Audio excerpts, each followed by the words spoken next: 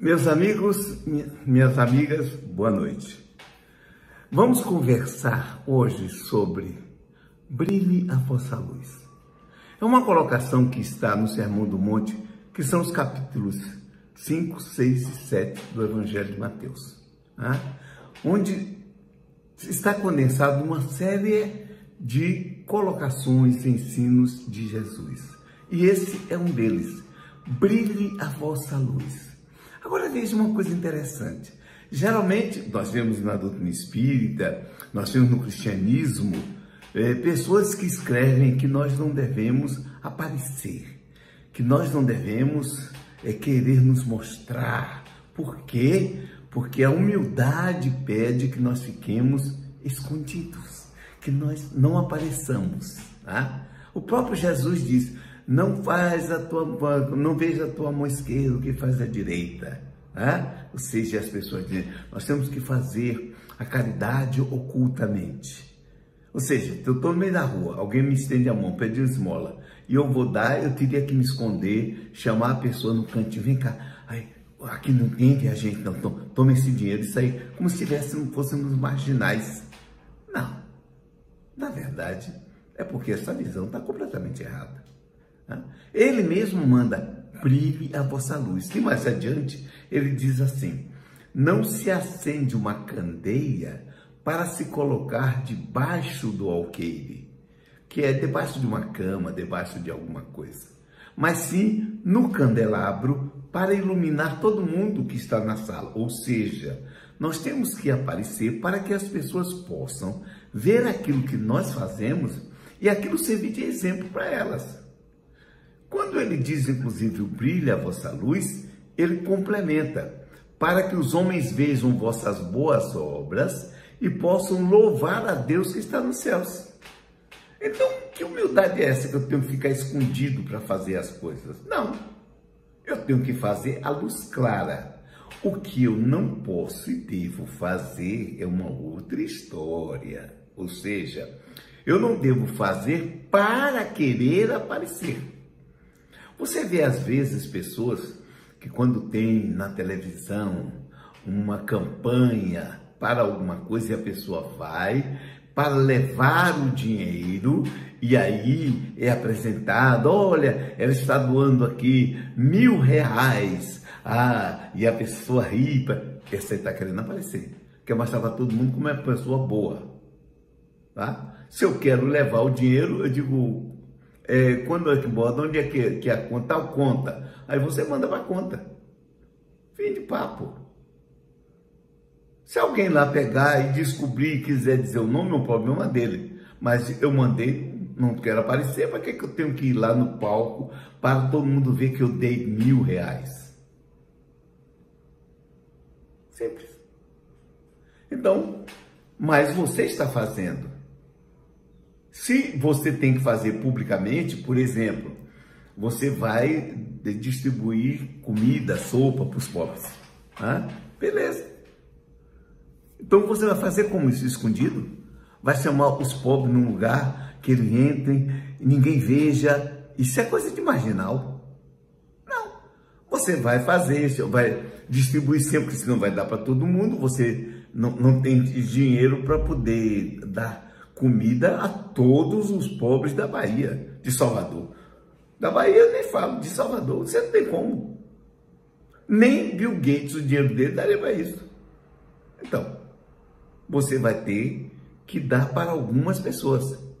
Então você vai ter que fazer uma seleção, vai ter que dar a essas pessoas uma ficha, elas têm que chegar no lugar, tem que fazer uma fila para poder ir recebendo. É normal. E aí você vai aparecer que você está fazendo. Mas você fez todo esse processo por quê? Porque não tem outro para fazer. Ou então você pega um carro, vai na casa de cada um para entregar. Mas tem que ter cuidado, né? Tem que ter cuidado, porque aí você sai e vai entrar num bairro. Onde tem marginais, tem traficante. E aí? O que é que acontece? Pode acontecer uma coisa. Você vai fazer isso e vai dizer, não, eu vou, não acontece nada porque eu tenho fé. Beleza. Jesus Cristo diz algo nas tentações que nós devemos pensar. Ele diz: não tentarás ao Senhor teu Deus. Porque se você tem inteligência, se você raciocina, por que você vai se expor a um perigo desnecessariamente? Vou contar um caso para vocês, que aconteceu com dois amigos meus. Um chamado Carlos Bernardo Loureiro de Souza. Aqui na Bahia todo mundo conhece, ainda muita gente conhece quem foi Carlos Bernardo Loureiro de Souza. Bom, grande espírita, médium, fez um trabalho notável. E teve uma vez que uma pessoa, uma mulher, pediu a ele que a levasse no terreiro de São Francisco há muito tempo atrás. Isso. Aquela região ainda era prostíbulo, né? Era prostituição. Ali em volta da igreja de São Francisco, tudo aquilo era prostituição. Então tinham muitas pessoas pobres, muitas crianças. E ela comprou um saco imenso, ou vários sacos, de pão de sal, e pediu para Medrado levar. E ela chegaria ali no Cruzeiro de São Francisco e iria distribuir para as pessoas pobres. Bom, ele disse: olha, você tenha cuidado. Por quê? Porque as pessoas vão em cima de você, você pode sofrer alguma violência. Eu tenho fé em Deus, não acontece nada. Tá bom. Ele levou-a, ela ficou lá, ele tirou o corpo, ficou lá no carro esperando ela. Nisso, quando ela começou, chamou o menino e deu um pão. Daqui a pouco, veio menino adulto, mulher, homem, um monte de gente em cima dela. Fechou em cima dela. E foi metendo a mão, arrancando tudo. Caiu pão para tudo quanto é canto. Quando saíram, Bernardo nesse dia descobriu que ela usava peruca, porque a peruca estava fora do lugar. Cadê a fé? Cadê? Eu tenho fé em Deus, com fé em Deus e tudo, porque ela tentou, entre aspas, a Deus. Ela se colocou num perigo que ela não precisava se expor.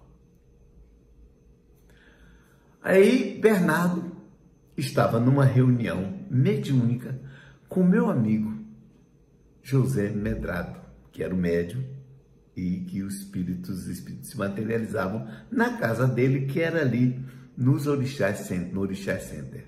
Muito bem. E ele contou essa história porque tinha lido uma página sobre fé. E ele contou essa história. E essa mulher já tinha morrido há algum tempo. Bom, Bernardo contou, o pessoal deu risada. Começaram a reunião, fizeram prece, teve a reunião, transcorreu.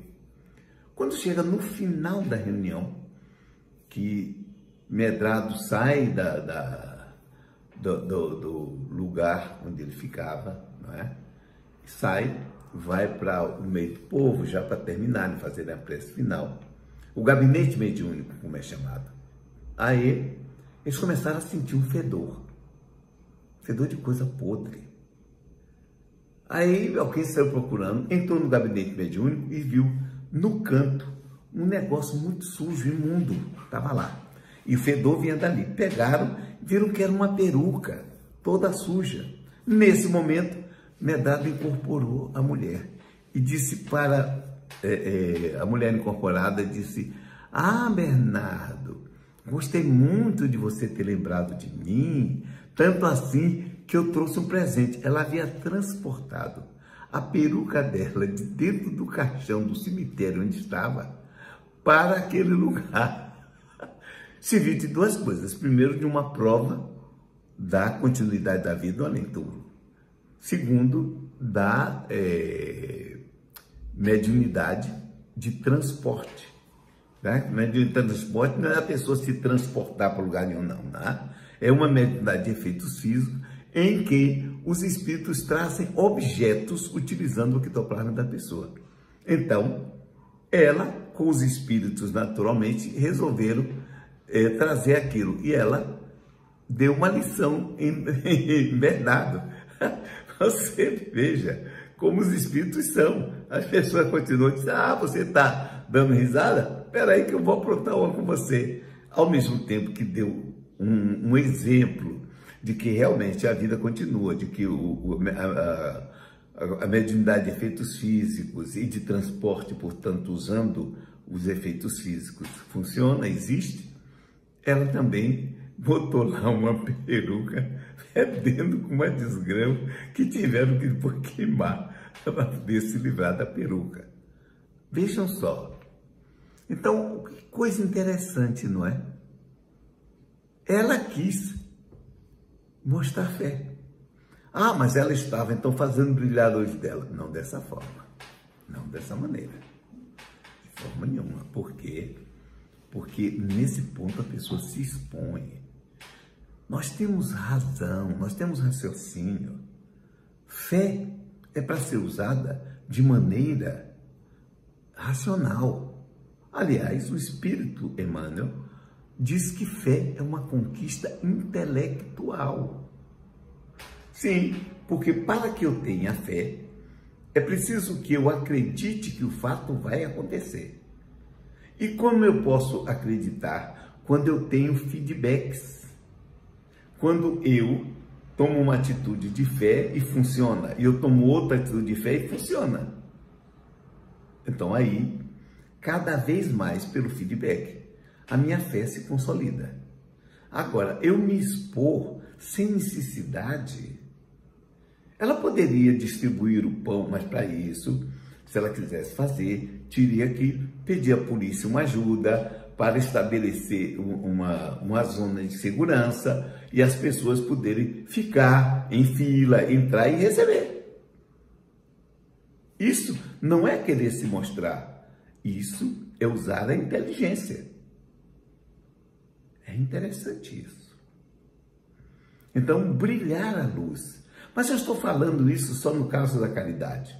Mas só existe para isso? Não. Brilhar a luz, por exemplo, eu estou fazendo brilhar minha luz aqui quando eu estou falando para vocês.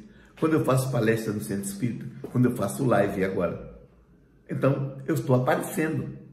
Como é que eu ia fazer palestra para vocês escondido, botar uma burca para humildemente eu estar mostrando a minha humildade? Então, eu vesti uma burca aqui para não aparecer, porque a humildade diz que é para não aparecer. Não, senhor. Estou com Jesus. Brilhe a vossa luz. E tem que botar no candelabro. Quando eu vou falar, eu estou na frente de todo mundo. Quando eu falo aí mesmo, no Joana, eu estou ali na frente, eu falo, encaro todo mundo, e as pessoas vão dizer, pô, Djalma fala bem, Djalma fala mal, sei lá, o que quiserem. Mas eu fiz o meu trabalho. Os médiuns, Chico Xavier, ele tinha que aparecer. Como é que ele podia ser um médium escondido? Não tem sentido. Divaldo Franco fazendo palestra. Vai esconder? Isso significa que a pessoa não seja humilde? O que é ser humilde? Aí é que vem a pergunta. Normalmente as pessoas falam em humildade, como falam em amor, falam em caridade, sem saber definir a coisa. Como é que você define humildade? Diga para mim. Humildade é o quê? É você ficar se arrastando pelo chão? É você ficar se colocando numa posição de sofrimento para todo mundo ver? Não, não é não. Humildade, quem dá o maior exemplo de humildade que eu conheço foi João Batista. Ali nós vemos um caso de humildade afetiva. Por quê? Vejam só, Jesus Cristo começou como discípulo dele, não é? Porque as pessoas que ele batizava eram discípulas dele. Então Jesus vai até ele, e ele inclusive tenta se recusar a mergulhar Jesus, porque batismo era mergulho. Não é jogar uma aguinha na cabeça, fazer uma cruzinha, nada disso, né? Batismo significa no grego, mergulhar. Então, ele era um batista, era aquele que mergulhava as pessoas, era apelido dele, porque não havia sobrenome. Se houvesse, se você fosse chamar ele era filho de Zacarias, então seria Ioanem ben Zacarias, que era o filho, quer dizer, filho de Zacarias. Ou de Ain Carim, onde ele nasceu, seria Ioanem bar Ain Carim, nascido na cidade de Ain Carim. Né? Mas ele, como ficava mergulhando as pessoas, me dizia assim: olha, você já viu João? Diz que João, aquele que fica mergulhando as pessoas lá no Jordão. Então o apelido pegou. Como você, por exemplo, uma pessoa que troca o pneu de carro, você é Zé Borracheiro, né? Ou marceneiro, Zé Marceneiro, e assim sucessivamente. A pessoa termina perdendo o nome. Naquela época não tinha sobrenome, então as pessoas, para identificar, ou identificavam pela cidade ou pelo pai, se o pai fosse mais uma pessoa conhecida. Muito bem. E nesse caso, Jesus vai a ele.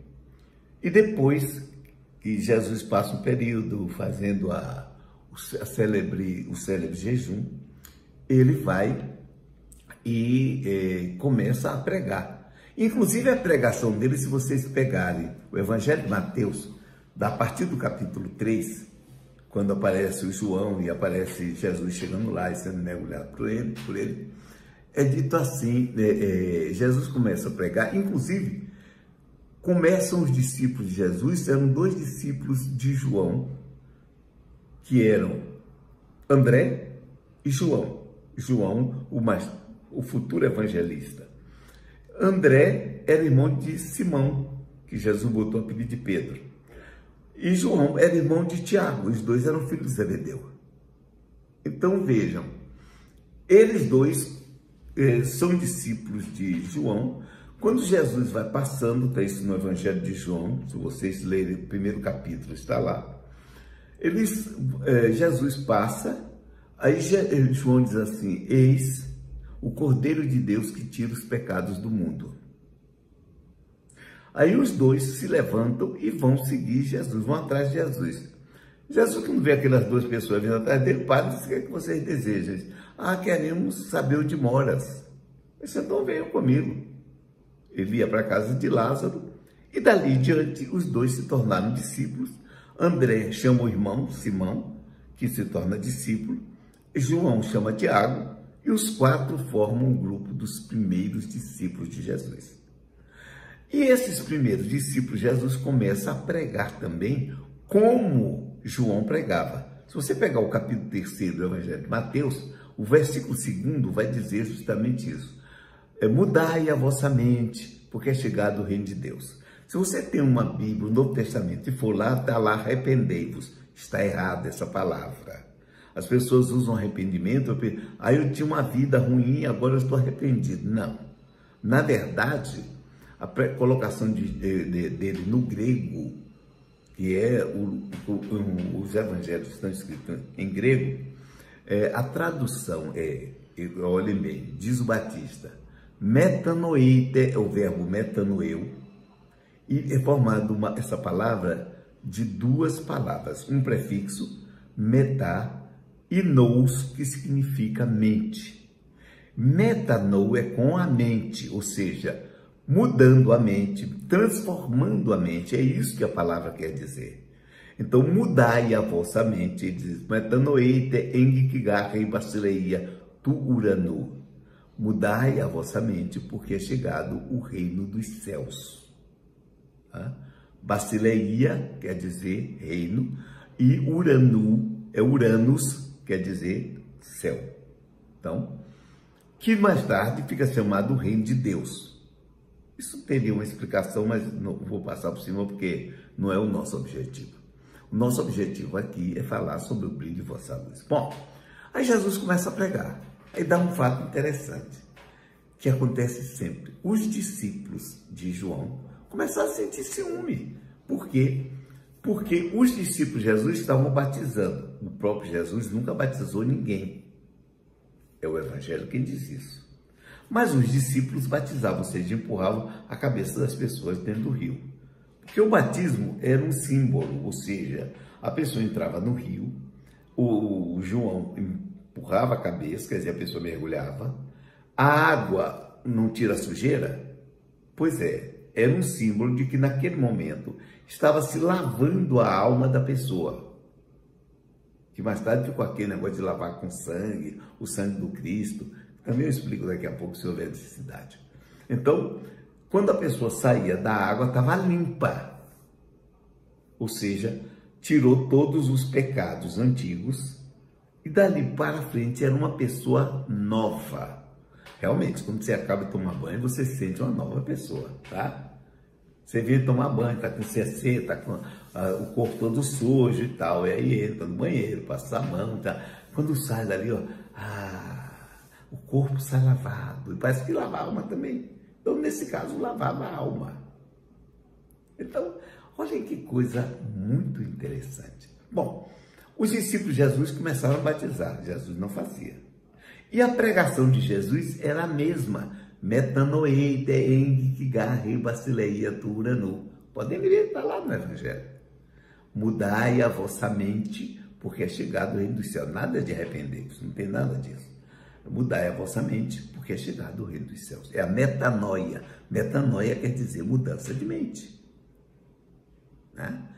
Então, o que é que acontece? Os discípulos de João ficam com ciúme, porque é como se estivessem fazendo mais discípulos, as pessoas estão procurando mais. E foram a João e disseram, aquele que batizaste, quer dizer, aquele teu discípulo, está fazendo mais discípulos do que nós. Na verdade, eles não estão falando para João, mas está dizendo eles. Aí João disse assim, é necessário que ele cresça e eu diminua, porque para isso eu vim. Olhem, isso é humildade, porque João tinha um poder que na época era maior do que de Jesus, o poder público. Não estou falando de poder de fazer, curar pessoas, não. Poder, nome. Vamos mudar. Ele tinha mais nome do que Jesus. Por quê? Nós temos que entender uma coisa. Teve na história de Israel, sempre tiveram profetas, desde que Moisés escolheu 72 profetas e tornou esses profetas como sendo algo de Estado, para que não aparecessem profetas fora disso. Então, ele criou 72 profetas, quer dizer, um conselho de profetas, e esses conselhos de profetas ficou ligado ao poder. Tá? Então, através do tempo, os profetas fizeram o seu trabalho, e aí vocês podem pegar o Antigo Testamento e vão ver isso. Mas tem um último profeta, Malaquias. Vocês pegarem na Bíblia e vão ver. Malaquias. Depois de Malaquias, foram 450 anos, mais ou menos, de silêncio profético. Não apareceu nenhum profeta. É quando aparece João, e João vem na qualidade de profeta. Vem na qualidade e no poder de Elias, porque ele era a encarnação de Elias. Mas isso é uma outra história. E voltando ao Malaquias, na verdade o nome dele não era Malaquias. Hoje você pode conhecer pessoas chamadas Malaquias, mas na verdade o nome dele no hebraico era Malaque. Mas Malaque não é nome próprio. Malaque é como anjo. Anjo não é um nome próprio. Anjo quer dizer mensageiro. Angelos no grego quer dizer mensagem, mensageiro. Então os anjos eram mensageiros de Deus. Logo, eram angelos, ou seja, mensageiros. Então, Malaque era um mensageiro. Então, Malaque quer dizer aquele profeta, ninguém sabe o nome, ele é um profeta anônimo, porque ele é o mensageiro. Então, depois do mensageiro, João aparece, depois de 400 anos. Então, imediatamente, o nome dele se espalhou. Ele ficou sendo uma referência. Ele revive a espiritualidade profética dentro de Israel. Como ele revive, as pessoas começaram a ir, então ele tem um nome, e ele pegou um nome tão forte que no ano 54, quando Paulo de Tarso estava pregando na Ásia, ele conheceu um indivíduo chamado Apolo, que pregava o batismo de João. Era discípulo de João, não tinha conhecido Jesus e estava fazendo a pregação dele. Aí Paulo conversa, mostra que Jesus é coisa, e Apolo se torna também seguidor de Jesus. É coisa interessante esses detalhes. Agora, o maior detalhe é que o nome do indivíduo é o nome de um Deus politeísta. Apolo, o irmão de Ártemis, filho de Leto e filho de Zeus também, porque Zeus tinha feito o filho, os gêmeos em Leto. Interessante isso, né? Apolo, o nome do camarada, ou seja, ele tinha um nome grego. Sim, mas Simão é um nome grego, não é um nome hebraico. André é um nome grego, não é nome hebraico. Interessante também, não é? Por quê? Porque eles moravam na Galileia, e a Galileia, do outro lado do lago da Galileia, tinha Decápolis, que eram as famosas 10 cidades gregas, na verdade eram 18 cidades, né? E eram gregos. Então, o nome grego corria na Galileia, que era chamado pelos judeus da Judéia de Galileia dos gentios. Eles não gostavam dos galileus, porque achavam que os galileus viviam misturados com os impuros, porque para o judeu, eu, você, que não somos judeus, somos impuros, não fazemos parte dos filhos de Deus. Eles sim, somente judeu é filho de Deus. Tá? Como para o árabe, somente quem segue Alá é que é filho de Alá. Interessante isso, né? Eles são racistas, sim. Além de racistas, eles têm a verdade. Aliás, como muito espírita acha que tem verdade porcaria nenhuma, porque não existe a verdade. Cada um tem sua verdade. Esse é que é o ponto. Mas voltando, vejam a humildade de João, porque João abre mão de um poder. Olha, o indivíduo é cabo de turma, de varredor de rua. Ele não abre mão do poder dele de jeito nenhum. O poder para abrir mão. Você vê o presidente da República que tem que sair impeachment, esperneia, negócio sério. Abrir mão de poder? Tem como. Veja se mãe abre mão do poder sobre o filho. Quando o filho vai casar, ela na cabeça da mãe, os filhos são filhos para sempre. Quando sai de casa é um problema. Ela vira sogra, é um problema sério. Porque é um poder. Mãe tem um poder sobre os filhos. E elas querem manter esse poder a vida inteira. Se mete na vida dos filhos, se mete no casamento dos filhos. Quando os filhos não colocam um chega para lá. Comigo não. Minha mãe eu dei um chega para lá, não venha não. Acabou. Você é minha mãe, vai ser a vida inteira, mas não vai se meter mais na minha vida porque eu estou sobre mim. Hã? É como se eu cantasse para ela a música Filho Único de Erasmo Carlos. Eu acho que vocês deviam ouvir, principalmente as mães. É a minha música mais bonita que eu conheço. Ô mãe, não sou mais menino, você não pode parir meu destino. Agora, ele vai dizer que agora, o que é que ele é? Agora eu estou no mundo, mãe, que é o meu dono. E nos meus planos não está você. Está a mulher dele, está a carreira dele e etc. Mas o poder. Mãe e pai querem ter o poder sempre sobre os filhos. Mesmo quando os filhos já são pais e quando as filhas já são mães. Poder é algo que, para se abrir, inclusive, quem tem poder não ama. Carl Gustav Jung, em termos interpessoais, ódio e amor, um é o oposto do outro. Mas quando você chega em nível de domínio, o oposto do poder é o amor. E o amor é o oposto do poder. Quem tem poder não ama. Duvido que você veja amor entre os políticos. Não existe. Bom, eles não têm nem caráter, quanto mais poder. Ou quanto mais amor. Não tem nem caráter, quanto mais amor. Então, o poder é o oposto do amor. João tinha um poder. Ele abriu mão. É necessário que ele cresça e que eu diminua. Aí eu respeito. Esta é uma atitude de humildade. A pessoa abrir mão do poder para o outro. Espontaneamente. É necessário que ele cresça e que eu diminua.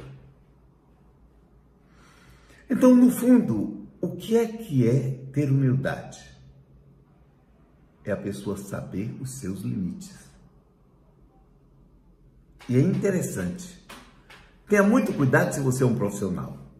Vamos dizer que você seja um médico e eu vou conversar com você, eu quero fazer um tratamento. E eu pergunto, você é um bom médico? Uma boa médica? E você diz mais ou menos, eu procuro outro. Não quero nem saber nada com você. Agora, se você diz, sou um bom médico, aí eu vou. Eu vejo que você tem conhecimento do que é. E isso significa ser humilde. Ele não pode dizer, eu sou o melhor médico que tem no Brasil. Não, aí ele já está inflando. Mas ser um bom médico, ele pode dizer. Se você me perguntar, Djalma, você é um bom palestrante? Sou sim. Djalma, você é um bom psicoterapeuta? Sou sim. Agora, não vou dizer que eu sou o maior palestrante do Brasil, ou da Bahia, que eu sou o melhor psicoterapeuta que existe. Isso aí é inflação, eu estaria enlouquecendo. Eu não estaria mostrando minha luz, eu estaria mostrando a minha empáfia, a minha arrogância. Eu muitas vezes nas minhas palestras, muitos de vocês já ouviram, eu digo que eu sou bonito, sou inteligente, sou culto e falo bem. Aí pessoas podem dizer, ele quer, como ele é arrogante. Não, senhor. Vocês não perceberam, eu digo o tempo todo, eu sou. Eu não disse, eu não me comparei com ninguém. Eu digo, eu sou inteligente, sim, porque eu sou inteligente. Eu sou culto, sim, porque eu tenho cultura. Isso podem ver pelas minhas palestras, pelo meu livro. Eu sou. Bonito, vocês podem ver. Então, não preciso nem dar. Eu tenho espelho em casa, sei. Então, eu não estou me comparando. Uma vez mesmo eu estava passando por um lugar, aconteceu algumas vezes comigo. Umas mocinhas estavam conversando, depois uma vez de lá disse, senhor, eu digo o que é? Ela disse, já disseram que o senhor parece com Tarcísio Meira? Eu disse, não, já me disseram que ele parece comigo.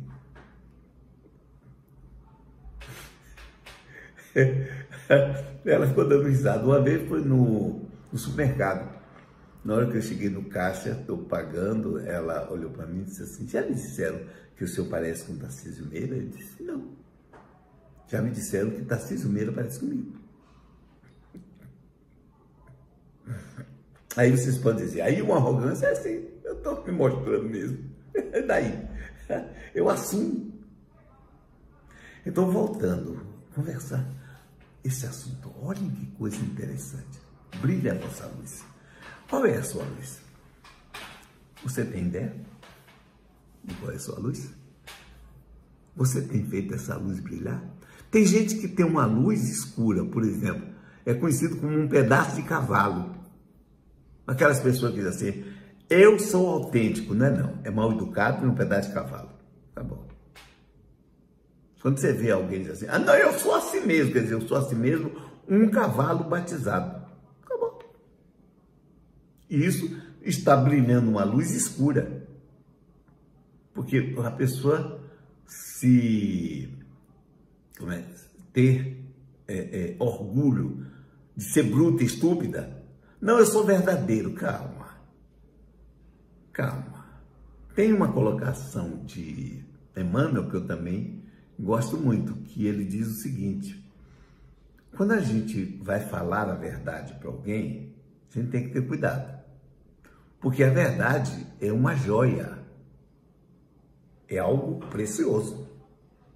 Então, se eu tenho um diamante grande e eu quero presentear alguém com esse diamante, eu não jogo na cara da pessoa, porque se eu jogar, eu posso até furar um olho, vai bater, vai ferir a pessoa. Mas se eu vou dar um presente à pessoa, um diamante, o que é que eu faço? Mando colocar numa caixa bonita, um embrulho bonito, e vou e entrego à pessoa.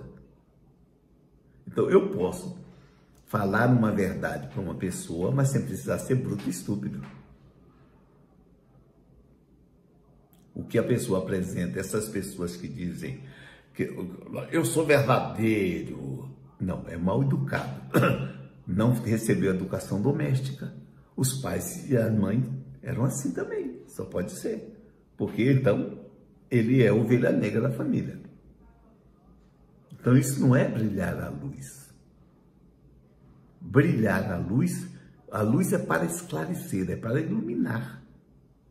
Você pode pela educação, você pode pela maneira como você trata os outros, pela forma como você exerce até um poder. Você é chefe do lugar, você pode chegar para um funcionário e dizer, faça isso. Mas você, porque é educado, você diz, fulano, por favor, faça isso para mim. Beltrano, por favor, faça isso. Entrar no elevador que tenha ascensorista, deve ter ainda elevador que tenha ascensorista. Você entra no elevador, primeiro ponto, boa tarde, bom dia, boa noite. Sua educação. Segundo ponto, por favor, você poderia me levar a tal andar? Oh, mas é obrigação dele que está ali. Sim, mas custa você ser educado? Sua mãe e seu pai não me deram educação, não? Os meus me deram. A minha luz brilha assim. Em qualquer lugar que eu chego, eu dou bom dia, boa tarde ou boa noite. Eu entro no mercadinho, num grande supermercado, não vou fazer isso porque ficava idiota. Mas tem um mercadinho aqui perto de casa. Quando eu entro com a boca bem alta, tem pessoas lá, eu digo bom dia. As pessoas, alguns respondem, outros não respondem, para mim também não me interessa, porque eu estou dando bom dia, porque eu sou educado. Se eles respondem ou não respondem, é o problema deles. Os pais deles foram outros, graças a Deus, não foram meus pais. Então, se eu vou comprar alguma coisa, a pessoa está ali para me vender, mas eu, por favor, você poderia estar brilhando minha luz. A luz da minha educação.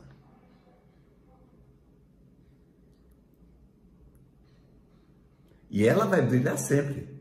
Porque se você, por exemplo, for uma pessoa que não responda, bom dia, boa tarde, ou então daquelas pessoas que são um pedaço de cavalo, aquelas que você diz, bom dia, pessoa, se for bom eu digo depois, isso é um animal, é claro que é um animal, os pais e as mães deveriam ser também, deve ter sido criado num estábulo.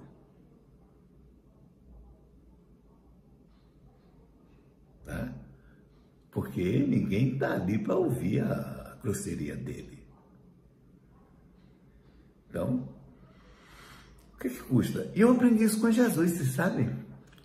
Jesus diz assim, se saudardes apenas aqueles que vos saúdam, o que fazeis demais? No dia que eu li isso, acabou. Meus pais já tinham me ensinado a ser educado. E aí piorou, porque agora eu sempre estou saudando no lugar onde eu chego as pessoas que ali estão. porque eu quero que brilhe a minha luz. Então, qual é a sua luz? Você pode não ser, digamos, o maior culto que existe, o erudito, mas e daí? Você tem sempre uma luz que você pode iluminar os outros à sua volta.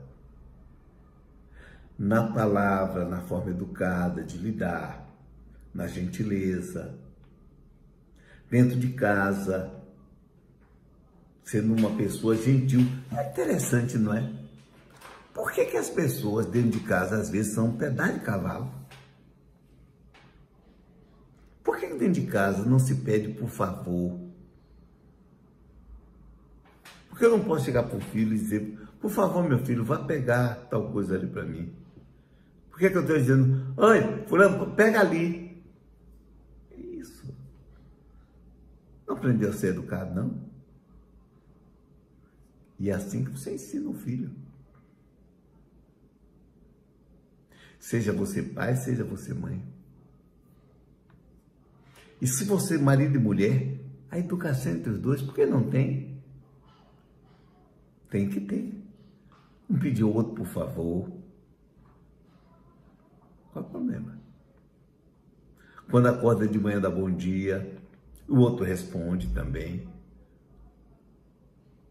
É brilhar a sua luz. Não é apenas para fazer o bem, não é apenas para fazer isso aqui. É você aparecer na sua no melhor da sua personalidade. No trabalho, como você age, como você lida com as pessoas, como é que você respeita as pessoas, como trata os seus subordinados, como trata os seus colegas e como trata os superiores. Eu me lembro de uma colocação, acredito que é de André Luiz, onde ele diz o seguinte: tratar os superiores com educação é dever. Tratar os iguais com educação é gentileza. Tratar os que estão abaixo com educação é nobreza isso. Eu nunca me dirijo a uma pessoa que tem uma condição social. No trabalho, por exemplo, é um servente. Eu lido com ele com educação, eu dou bom dia, eu peço a ele por obséquio. Isso eu tive um grande exemplo. Eu, quando fui trabalhar na Petrobras, eu entrei logo, tinha um rapaz chamado Cesário, nunca mais eu vi, tenho saudade de Cesário. Ele era o protocolista, ele recebia o que era entregue na sessão, ele fazia o protocolo. E tudo que acontecia, eu pedia a ele por obséquio, por favor e tal. Me lembro que um dia, eu ia passando assim, ele estava trabalhando e ele me fez um teste. Nossa sessão éramos 80 pessoas. Ele me disse, Djalma, você podia me trazer um copo com água? Eu disse, pois não. Eu saí, cheguei no bebedouro, enchi o copo com água, voltei, entreguei a ele. E fui para o meu lugar. Até esse dia em diante, o que eu pedisse, ele fazia. Uma vez, um colega pediu alguma coisa lá para ele, ele não fez.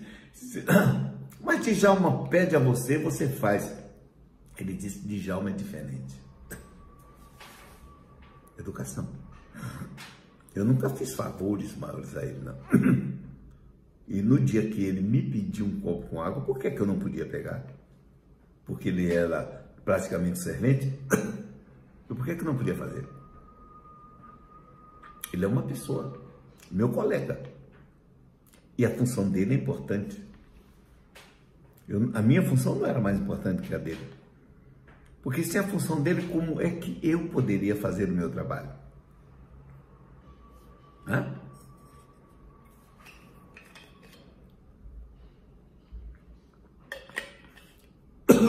Desculpem. Mas brilhar a luz está nesse sentido. Você tem de ser uma luz, eu, no lugar onde estivermos. Se alguém está precisando de uma palavra amiga, a gente dá uma palavra amiga. Se alguém está sofrendo, a gente acolhe. Isso significa brilhar a própria luz. É interessante isso. Brilhe a vossa luz. Seja uma pessoa que esclareça as coisas sempre. Seja verdadeiro.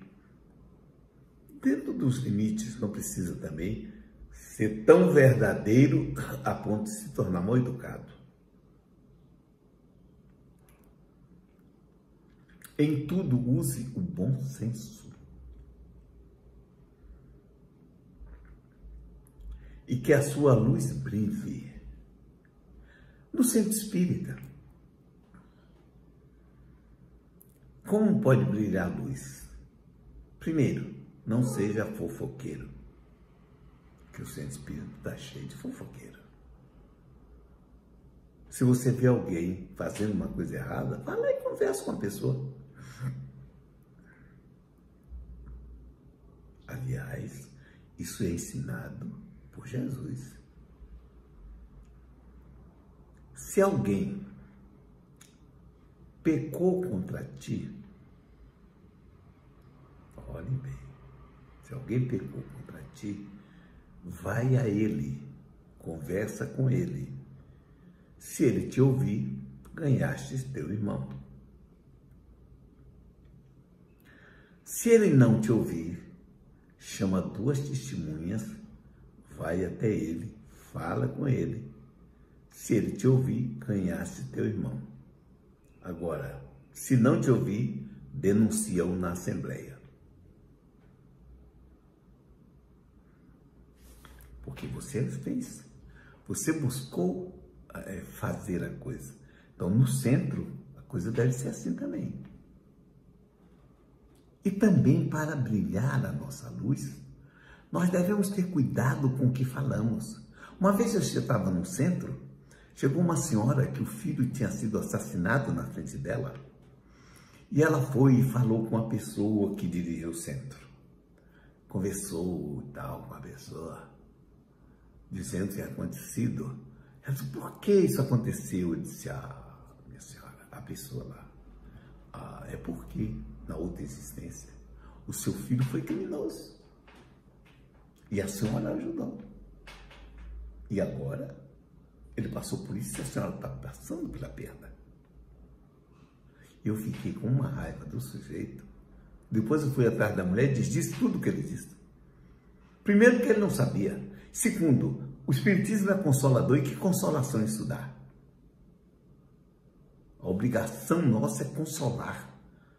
Então, quando as pessoas chegam para mim e falam isso, eu vou dar acolhimento. Eu vou dizer para a pessoa, não sei o que aconteceu, não sei porquê. E esse não é um momento de porquê. Vamos fazer o seguinte, vamos orar por ele. Vamos orar pela pessoa que o assassinou.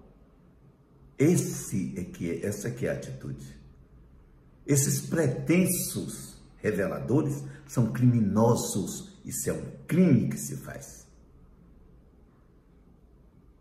Você tem obrigação com quem sofre, é diminuir a dor, é fazer passar a dor.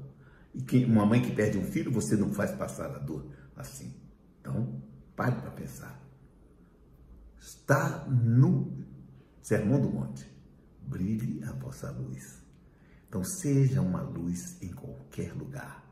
Como dizem os espíritos, na escuridão, se você não pode ser um farol, seja um fósforo aceso. Porque na escuridão, um fósforo aceso é visto a quilômetros de distância e é uma luz. Então, seja a luz que ilumina não só a si, mas o caminho dos outros. Porque a luz, antes de iluminar os outros, ilumina-se a si mesmo. Ela é a iluminação. Pense nisso, tá? E seja uma luz onde você estiver. Jesus fique no seu coração.